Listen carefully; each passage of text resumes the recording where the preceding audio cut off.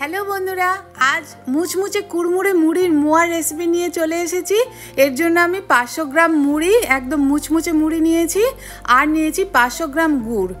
গ্যাসে একটা কড়া বসিয়ে দিয়েছি বড় সাইজের, তার মধ্যে সামান্য একটু জল দিয়ে আমি গুড়গুলো জলের মধ্যে দিয়ে দিলাম। দিয়ে ভালো করে নাড়িয়ে গুড়টাকে একটু জাল দিয়ে নেব। জাল দেওয়ার পর আমি দেখে নেব, একটা ছোটো বাটিতে জল নিয়ে এক ফোঁটা জাল দেওয়া গুড়টা ফেলে দেখব। যদি গুড়টা তলায় জমাট বেঁধে যাচ্ছে জলের তলায়, তাহলে পাকটা হয়ে গেছে। এবারে গ্যাসের আঁচ বন্ধ করে দিয়ে আমি মুড়িগুলো গুড়ের সঙ্গে ভালো করে মিশিয়ে নিচ্ছি। মিশিয়ে নেবার পর দু হাত দিয়ে অল্প অল্প করে নিয়ে একদম গোল গোল মোয়ার আকারে গড়ে নিচ্ছি। এইভাবে সব মোয়াগুলো একইভাবে গড়ে একদম রেডি হয়ে গেছে মুড়ির মোয়া। মজাদার রেসিপি, খেতেও ভীষণ ভালো, বাচ্চা থেকে বড় সকলে খুব পছন্দ করবে। ভালো লাগলে একটা লাইক করো প্লিজ।